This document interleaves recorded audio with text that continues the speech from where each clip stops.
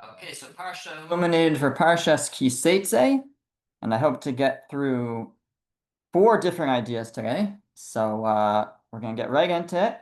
And we start from the very first verse of the Parsha that says, Ki Seitzei la milchama alevecha, when you go out to battle against your enemies, unisana Hashem elkecha biyadecha, and the Lord your God will deliver him into your hands. Vishavisa should only take his captives. And then it goes on to discuss the laws relating to the Yifas Toar, the captive woman, but that's not going to be our focus. I just want to bring out one question on this opening verse, which is raised by Rav Moshe Sternbach in Tam Bedas, and he points out that it says Ki Seitzei in the singular. When you singular go out, al oivecha, on your enemies. So it's one person battling enemies. Now, that's not usually how a war goes. Usually there is a nation. In this case, we're talking about the Jewish nation going out to battle. It should say Ki Seitzu, when they go out. Or if it wants to speak in the singular, let it speak in the singular and say when you, in singular, go out against your enemy, singular. Why does it say Ki Seitzei in the singular when you go out, singular, against your enemies in the plural? So Reb Sternbach offers 2 ideas. In a certain sense, they're almost opposite, but both bear with them important lessons. The first is that what it's teaching you is that a person, when he's part of a battle, part of a war, he's a soldier, so he can't say, well, we're an entire company, and what I do doesn't really make a difference as an individual. It's just what the battalion does, what the group does, or maybe even he speaks out of maybe an incorrect sense of humility. What can I do? What difference can I make? I don't really count. It's only we're only going to my contribution doesn't really make a difference. So comes the Torah and it tells you Ki Seitzei la melchama, when you go out to battle as a nation, each person has to understand that they are playing an important role. Each person has to view themselves as an individual that is contributing. And I think we can take this beyond the simple meaning of an actual war, but in the daily battle that we go through, and the daily trials and tribulations, and really the daily mission of the Jewish people. So a person shouldn't say, "What difference do I make? Why does what It's really just what we all do. It's not what me as an individual does." But really, no, each of us has to recognize that we were created for a reason. We have a important contribution to make, and we can't sit on the sidelines and let other people make a difference while we don't take responsibility for what our contribution is supposed to be. And to recognize that our each and every individual's role is important, and to try to live up to that.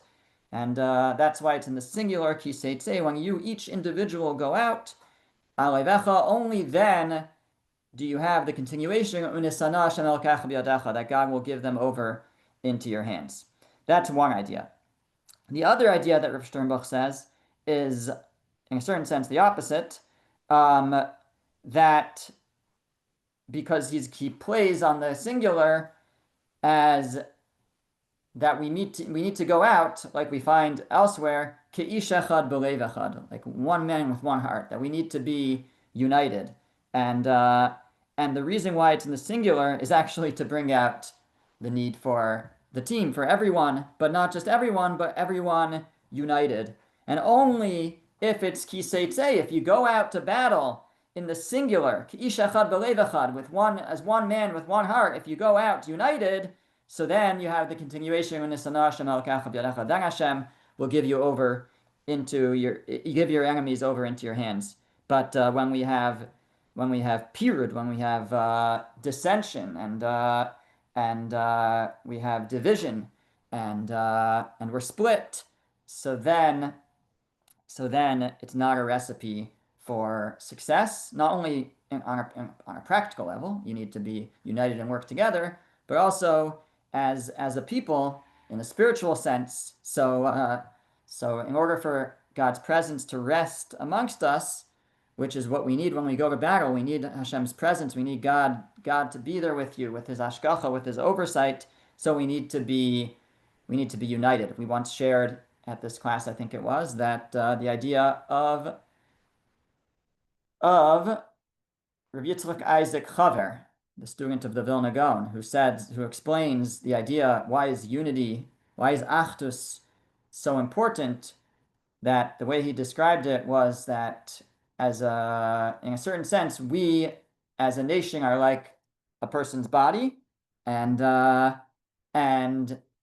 God's presence, the Shekhinah, is like the soul of the nation. But in order for the soul to dwell amongst us, in order for the Shekhinah to be with us, then the body has to be intact. It has to be united. If it's split, then there's no living being anymore. And that's true for the Jewish people as a whole also.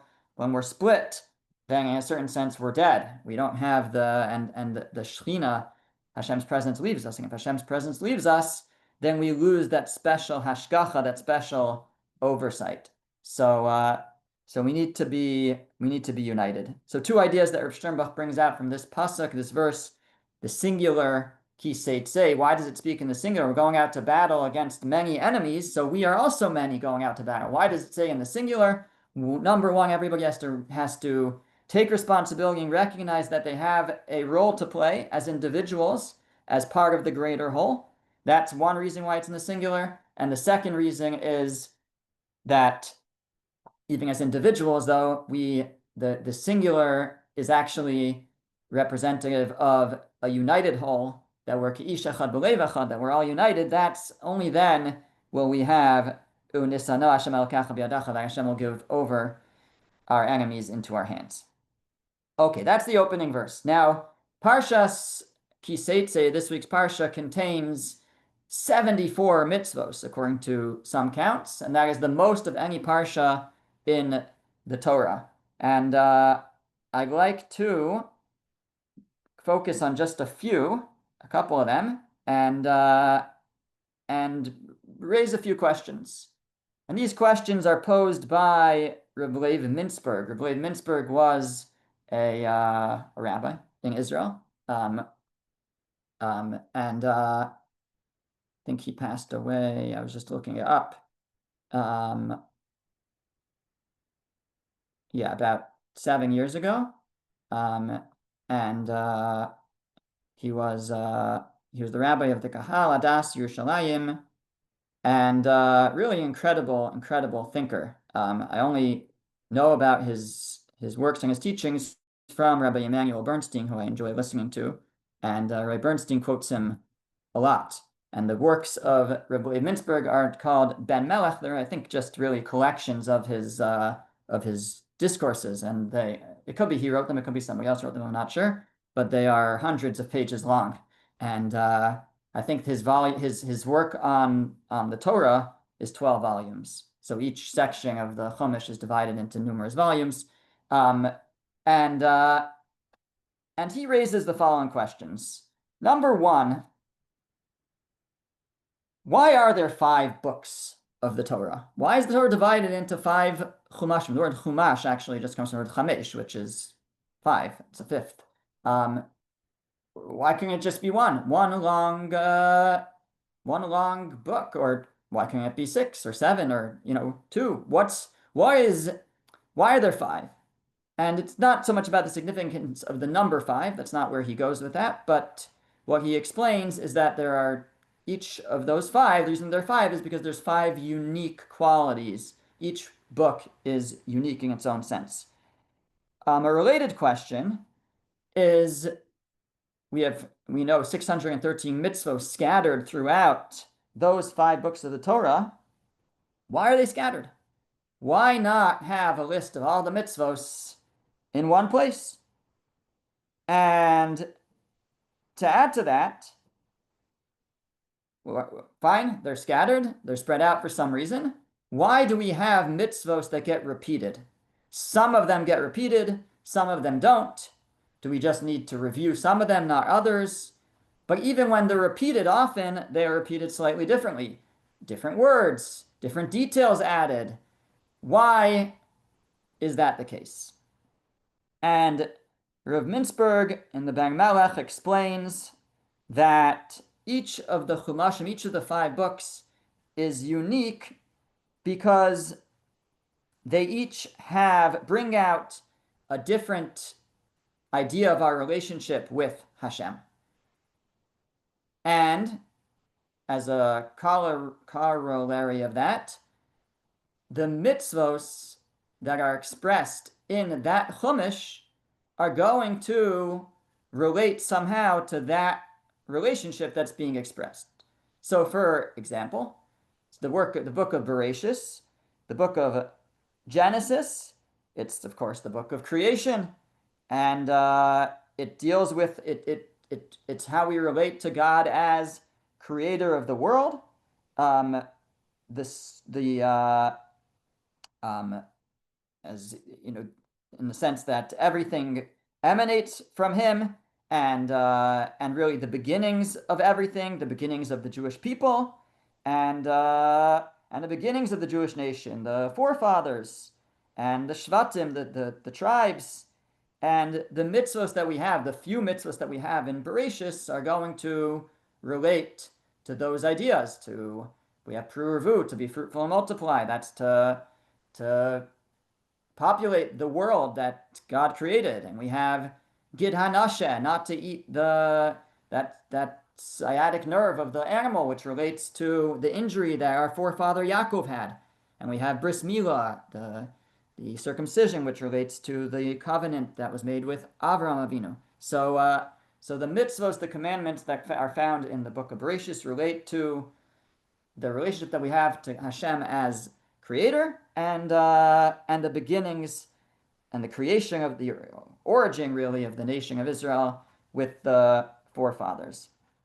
The book of Shemos, of Exodus, he says, is the work that deals with the becoming a nation, the events of how we became a nation, and so our time in Egypt, the Exodus from Egypt, going through the Yam Suf, which was a formative event, going through the splitting of the sea, and of course receiving the Torah. So all of those are part of becoming a nation, and we're given laws to govern that nation, mitzvos, many mitzvos that govern us as a nation, and both that might speak to the uniqueness of the Jewish nation, and also just how to have a nation, how to run a society. You'll have both in the book of Shemos. Then you come to Vayikra, Leviticus. He says is the book of Mikdash, of the temple, and Hakodesh, and holiness, and it's really all of the commandments that emanate, that are derived from the holiness of God, and the holiness of those things that he instills holiness in. So it's the service of God, recognizing God's holiness, and then our relation to the holiness of the temple, our relation to the holiness of the Jewish people. Again, the holiness obviously coming from Hashem, Ki Kadosh Ani Hashem Elokeinu, because I am holy, and therefore don't do this, don't do that, because you are holy. Kadoshim to you, you should be holy. And commandments relating to the holiness of the land at the end of the book of Vayikra, Shemitah, the sabbatical year, and other things relating to the land. So that's the book of Vayikra. The book of Bamidbar deals with the kingship of Hashem. So now we've moved from just the holiness of Hashem, but our relationship to Hashem as king, and you have the way that the Jewish people are to encamp around the Mishkan, like an army around their God, and you have the clouds guiding them through the desert, like a king guides its nation, And he says the mitzvos, if you look at them closely, and that you find in the book of Bamidbar and the book of Numbers, are going to relate to God as king. And finally, we come to our Parsha and the book of Devarim. And what is the book of Devarim about? He says the book of Devarim, as we're preparing to enter the land, is the revelation of Hashem as our father. Bamidbar is as our king, and Devarim is as our father. And that's why you'll find only when you get to the book of Devarim, verses such as Banim atem Hashem Elokechem, you are children to Hashem your God. You'll have Halahu Avicha Kanecha, he is your father. You'll have other verses that express explicitly that God is our father. You have the mitzvos that have to do with loving Hashem. Keep Ve'ahavta Hashem Elokecha from Shema. That's in the book of Devarim, and over again, many times in Devarim, we note the relationship of and the love that is there between Hashem and his children, back in both directions, and the mitzvos that we have in the book of Devarim are going to relate to that relationship of us as his children, but also the again, we'll go back to the word corollary of that. The result of us being children of Hashem is that we are also brothers and sisters, and therefore you'll find many mitzvos that express how we are brothers, and that is actually going to frame the difference between some of the mitzvos that we find earlier but then are repeated in the book of Devarim, is because now we are looking at them from a different perspective, not just as laws to govern a nation, but what is expected between brothers and sisters. So for that, let's take a look at our first example, which is the laws of ribis, of not lending with interest. So in this week's Parsha, now you'll see it's a 3-column source if you have the source sheet, because this mitzvah, this commandment, appears in 3 different places. So in our Parsha, it says, Lo sashich la'achicha neshech kasef, neshech ochel, neshech kol davar asher yishach. You should not give interest to your brother. And Lanachri sashich, la'achicha lo sashich. So you can pay interest to to a non-Jew, but not to a Jew, etc. So we have here, actually here it's expressed as this is the prohibition of the borrower to pay interest to the lender. Do not allow yourself to be bitten, literally. Sashich, come from the word neshech, is to be bitten. And we have the prohibition not to pay interest. In Shemos, if we go to the second column, we have in Parshas Mishpatim. Mishpatim is laws. It lays out many laws, including, it says, Im kesef tava esami, esani imach, if you're to lend money, when you lend money to my people, to a poor person, lo sielo kenoshe, don't pressure him, and lo sisimon alav neshech, and don't charge him, don't impose upon him interest. And then we have one more time in the book of Vayikra, in Parshas Bahar, where it says, Ki amuch achicha, when your friend becomes destitute, umachar mechuzaso, and he sells his land, and then it has a lot of laws relating to selling land. That's in verse 25. And then if we jump to verse 35, we have again, V'chi amuch achicha, when your friend is becoming destitute, umata yado, and his hand is faltering, V'chazakta bo, you should strengthen him, etc. And then it says in 36, in Lamedav al tikach meito neshech v'tarbis, do not collect interest from him, v'yaris melekacha, you should fear your God, etc. And then again, es kas b'chos yitem lo b'neshech, don't lend him money with interest, etc.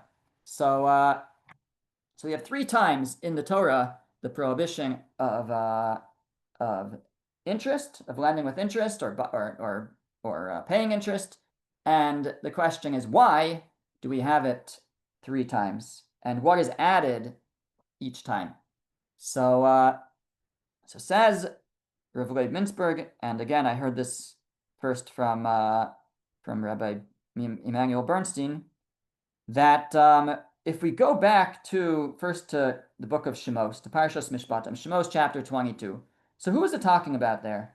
So it's talking about he'ani imach, a poor person. You have a poor person, and they need money. If a poor person needs money, it's not because they need to open a business. It's because they need to put food on their table. And they're not borrowing the money to invest it and to make money such that if you charge them interest, they'll be fine, because they're going to make money anyways. No, they are borrowing money to buy food to be able to survive. And if you would charge them interest, you are basically condemning them to eternal debt. Now that is cruel. That is evil to charge such a person interest. They're such a person who's in need. They need to put food on the table. Do them a favor. Don't be cruel. Help them out. Lend them the money without interest. That's in Parshas Mishpatim. And Parshas Mishpatim is in the book of Shemos.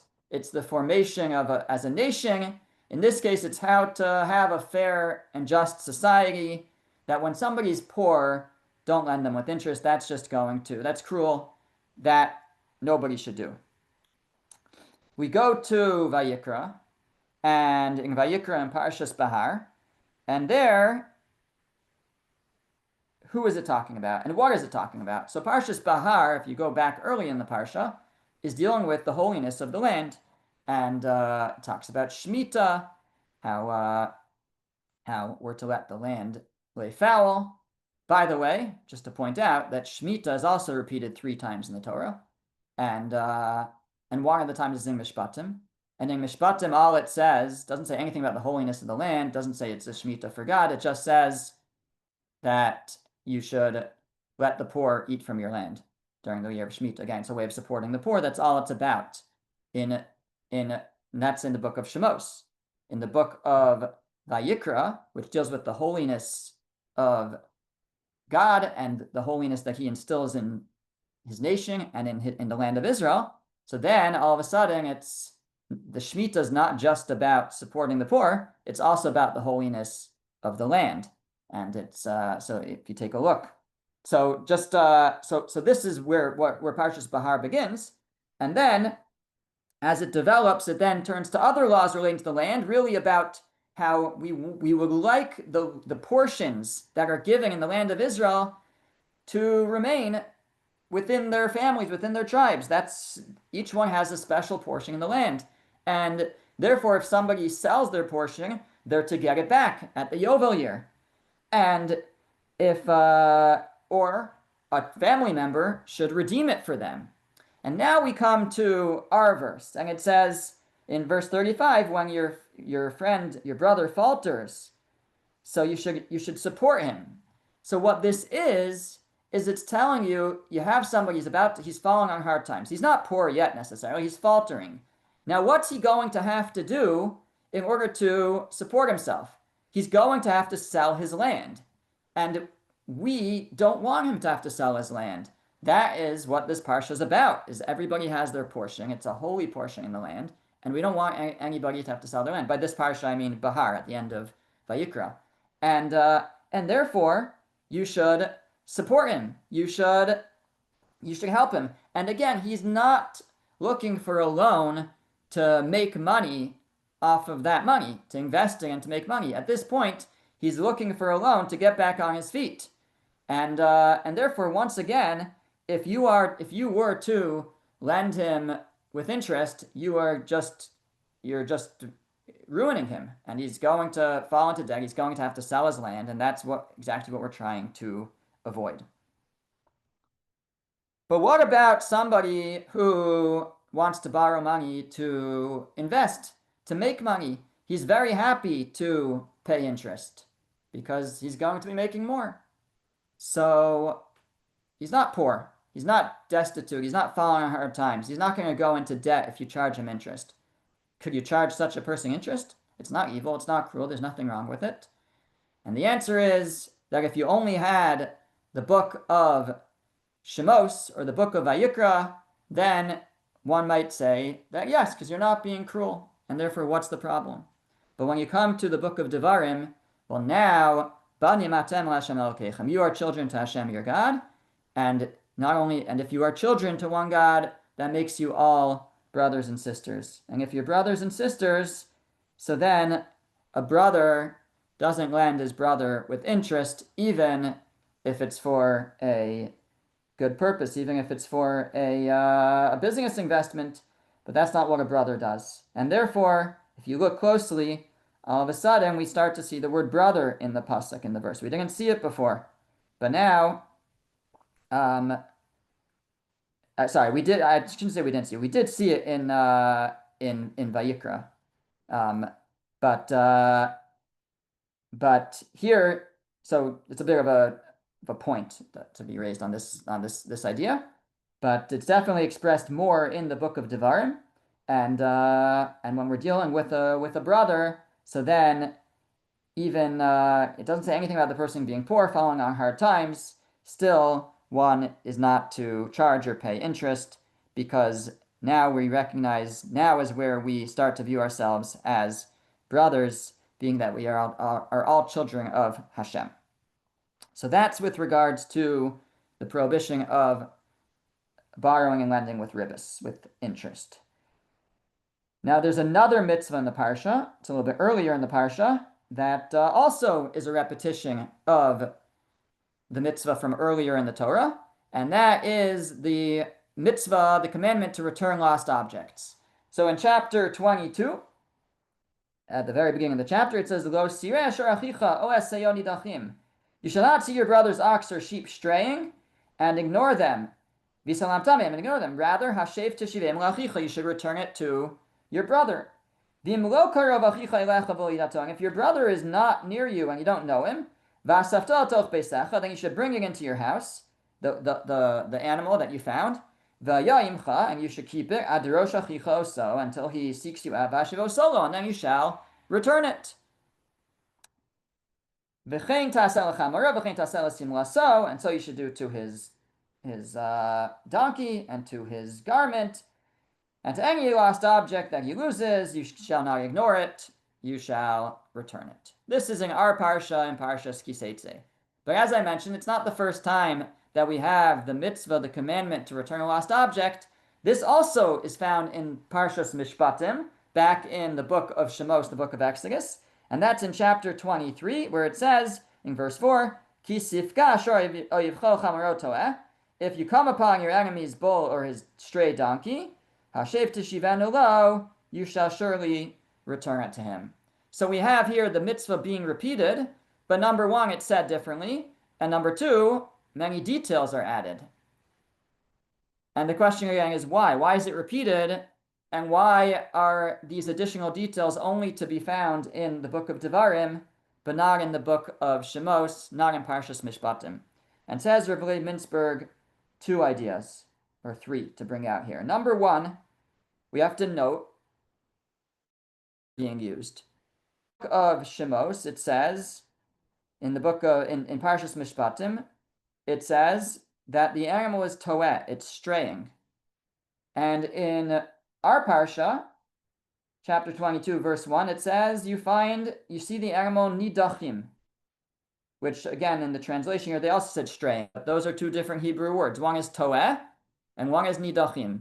Now the Ramban already notes this difference, and the Ramban says that toeh is straying a little bit off the path. Nidachim, to be nidach means you're way out.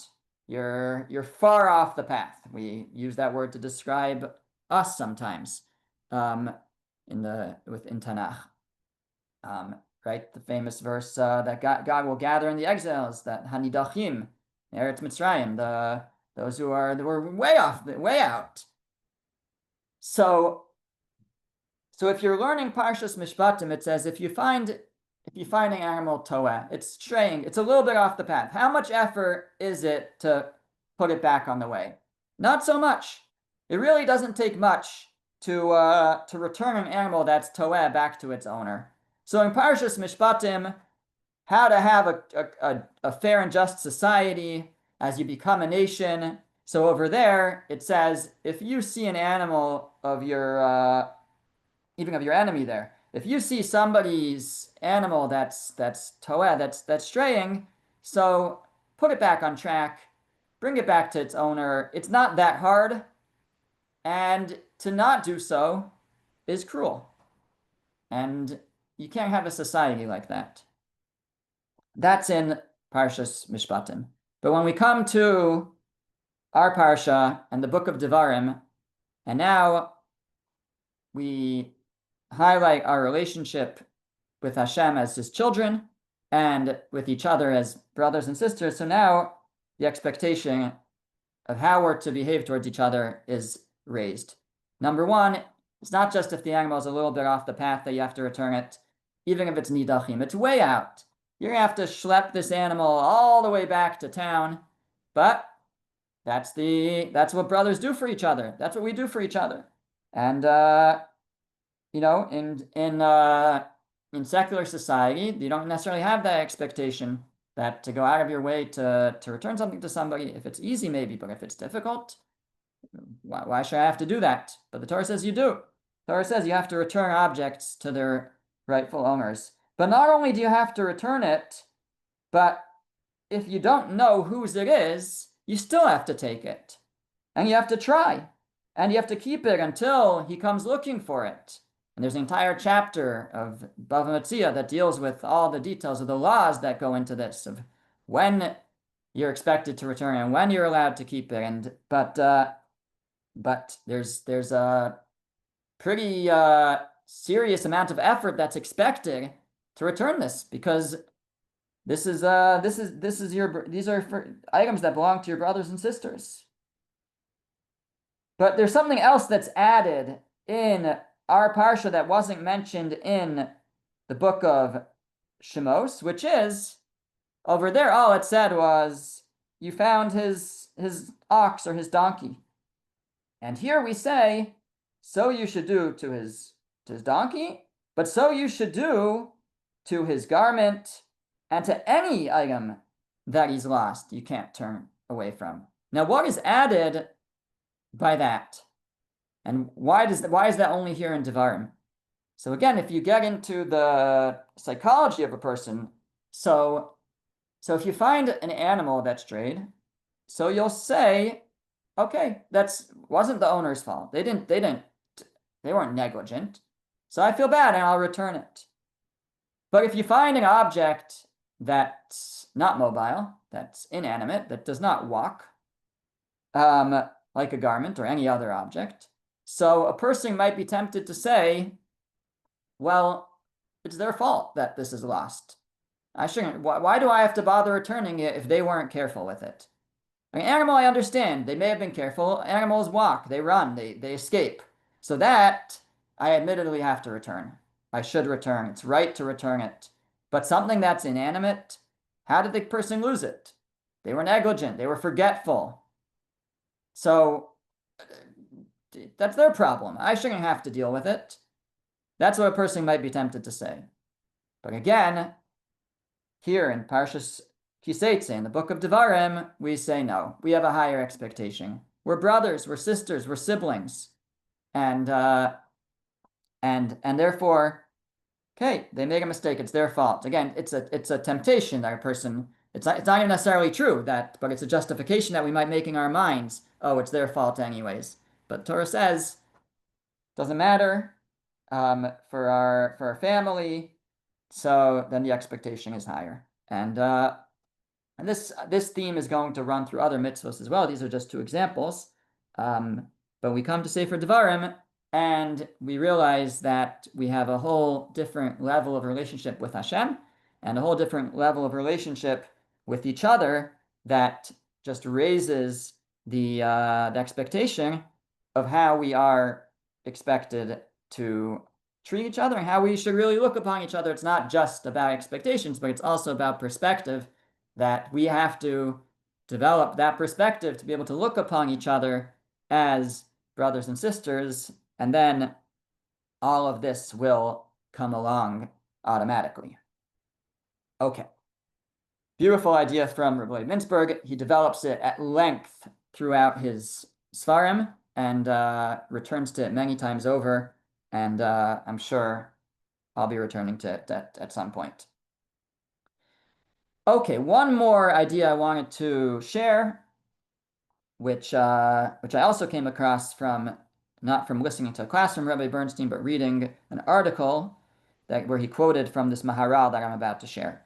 So if we go ahead in the Parsha to chapter 25, and here we have the idea of giving lashes, flogging a person who has sinned. And something we don't have nowadays, and might make us a little uncomfortable because it's not an idea that we're used to, but it's certainly part of the enforcement of the Torah in a Torah society, and it's discussed in our parsha. And it says there in chapter 25, Dvarim Chafei, Ki yerid ben anashim, if there's a quarrel between men, v'nigshu ala mishpat, and they approach the tribunal, the court, ushvatum, and they are judged, v'tzikas tzaddik v'rshus harasha, and they acquit the innocent and condemn the guilty one.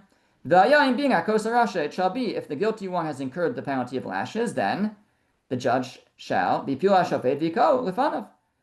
He should receive his lashes, kedei rishaso b'mispar, commensurate with this crime in number. And so we have here the idea of lashes. It's very specific. When there's, in Hebrew it's makos, when does a person receive makos? Which averos, which transgressions? Only certain ones, not all. It has to have an action. It has to be something that can't be fixed. And it's something that doesn't have a more severe punishment. So, and then it says, Arba'im yakenu, you should give him 40 lashes. Lo Yosif, shall not exceed, pen Yosif lakos al ele, makar above and yikal chichol, lest you give him much more severe, and he'll be degraded before your eyes. It's limited to 40, says the verse. So, so it would seem, if we read this, that when a person is to receive lashes, they could receive up to 40, but not more than that. But when you look in the Mishnah, in Malkos, the Mishnah says, Kama Malkinos, so the last source, how many Malkos, how many lashes do we give? Arba'im chaser achas, it's 40 minus 1. Shenemar bimispar arba'im. It connects the last word of verse 2 to the first word of verse 3, and it says with the number in number 40, minyan shu samuch arba'im, which teaches you it's the number that's near 40. Rabbi Yehuda Omer, Rabbi Yehuda says arba'im shlemus. No, it's 40, but the last one is in a different spot, bein kasefav, between his shoulders. So again, the commentaries discuss exactly how it's derived, and I don't want to get into the technical parts of it, of how the sages see in these words that it's really 39, not 40. But the first opinion, the Rabbanan, which is the opinion that we would rule like, say that even though it says 40, it really means 39. And the opinion of Rabbi Yehuda is that no, it's in fact 40. Fine. So the question then is, okay, so there's a drasha, there's a way to derive that really it's 39, not 40. But so why not just say it? Just say 39, and we don't need drashas, we don't need inferences, and it's said this way, not that way. Just say 39, and it would be much simpler. So that's the question raised by the Maharal and others, I'm certain. And the Maharal shares a couple of very fascinating ideas. First of all, the Maharal says that what it's telling you is really he should be getting 40. Really, he should be getting 40 lashes for his sin. Why 40? 40 corresponding to the days that a fetus takes to form. It takes 40 days for the formation of the fetus, really until it gets its gender, and that's a Gemara, Arba'im Yom of Yetziras Havlad, and so in a certain sense, a person's original formation takes 40 days. That's why we spent 40 years in the desert. And so 40 is a time of formation, and since that's the time of formation, so since this person has, transgressed with their entire self some law of the Torah, they're deserving of 40 lashes. So why do they get 39? Because Hashem holds back. Hashem says we hold back our anger, we hold back and only give 39. And he says the Maharal, he's quoting others. He says, Yesh Mefarshim, this is the idea of different commentators. Fascinating thing. We're familiar with the verse in Tehillim that we read before Ma'ariv every night. V'hu rachum yichaper avon v'lo yashlis. V'hu rachum, he is merciful. Yichaper avon, he atones for sins. V'lo yashlis, and he doesn't do damage. And he returns his anger. He doesn't allow all of his anger to burn. So that verse has 13 words, and the lashes, the 39 lashes, are given in sets of 13. I think it's 13 in the front and 13 on the back twice. And so, sorry, no, it's twice in the front, 13, he says here. So 13 in the front twice. No, I saw you right the first time. 13 in the front and then twice in the back 13 times. And so there's these three sets of 13. But lo ya'ir kol chama, so he doesn't awaken all of his anger, and we hold back the 40th. Robert, you're counting the words. I thought it was 13 sets of 3. They do two in the back, two in the front, one in the back, and then repeat that 13 times. You could be right. Yeah, I'm not holding, so it could be. I mean, I don't know this from personal experience. In the end, you end up with 13 in the front and 13 times 2 in the back. Right. But either way, so there's 13 words in this verse, and in this verse it says v'lo ya'ir kol chamaso. He doesn't allow his anger to burn, so he holds back one. So that's a cute little hint to this. But the more fascinating idea that the Maharal himself wants to suggest is, again, he says certainly it's fitting to have 40 because a person's formation takes 40 days. But he says, how does that work? He says the first 39 days are just the physical formation, and the 40th day is when the person receives their neshama. They receive their soul. And technically speaking, they're still deserving of 40, because even though it's with their body and not the spiritual side of themselves that they sin, but their soul is part of their body. It's attached to their body. It's attached to themselves. And so on a strict level, they're deserving of 40. They may have sinned with the 39, so to speak. It's their body that brought about the sin, which took 39 days to form, and not the soul, which is formed on the 40th. But at the end of the day, the soul has joined the body, and so it's a 40-piece person that's deserving of lashes, and so it should be 40. However, once you dole out the first 39 and the body has received its punishments, then the body is free. The body has been atoned for. Once the body is atoned for, well, the soul doesn't need atonement itself. The soul only needs atonement in connection because it's connected to the body. But once the body has received the 39, so then you no longer need the 40th. And so it's that the person originally is deserving of 40, but the soul is only deserving of it because it's part of the body. And once the body has been atoned with the first 39, so then you don't need the 40th anymore, and that's why it ends up only being 39.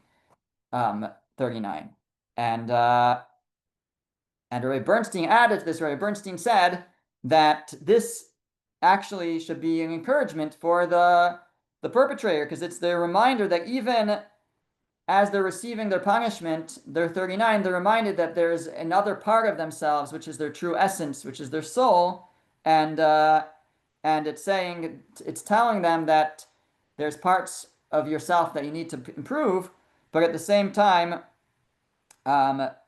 there's you have a soul which is able to help you improve the rest of yourself. And so I thought that was a fascinating perspective from the Maharal, explaining why it says 40, but in the end it's 39.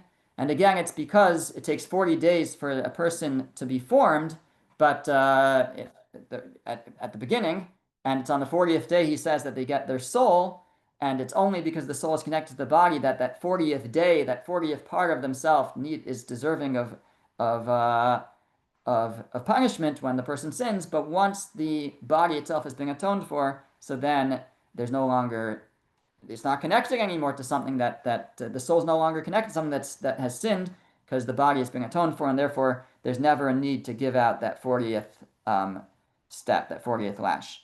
And I was just thinking that if we want to try to connect, this is just an if we want to connect this back to what we spoke about before, that the idea of Rav Leib Mintzberg, that the book of Devarim is the book of Banim Atem LaHashem Elokechem, where we become children of Hashem.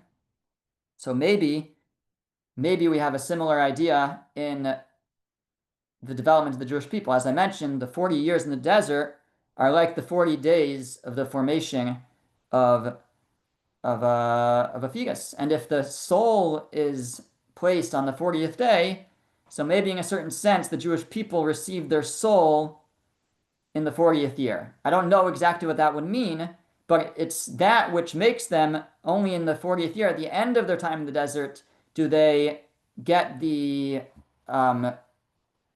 description of Banim Atem LaHashem Elokechem, of your children to Hashem, which comes from the holy soul that were given. So this is still this last idea is still in development, but it could be that Sefer Devarim, which deals with their final year in the desert, or even less, but their final days in the desert, it's only at that point, or maybe at the end of Bamidbar, where they achieve this status of Banim Atem, that in a certain sense it took the 39 years to form themselves, and it's only now as they prepare to enter the land of Israel that they get their soul, they get this this dedication, this description of Banim Atem here in the 40th year in the desert.